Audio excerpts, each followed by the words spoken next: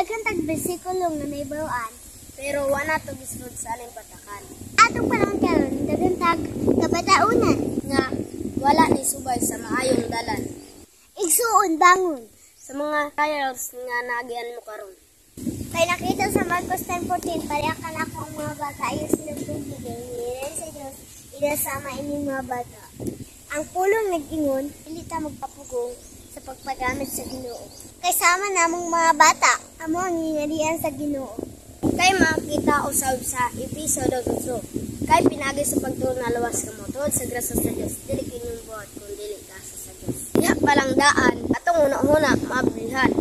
Kung ikaw lang tanaw karon ug mituo sa iya na kinakasing-kasing karon dayon maluwas ka.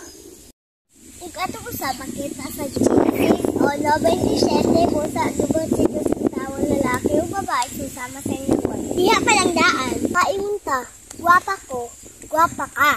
Kay si Jesus Christ ang atong gisimba, man. Gubot man to sa Ginoo. So sama sa iyong dagway, atong paimusan ang kining lawasan. Gibuhatan niya, so sama sa iya.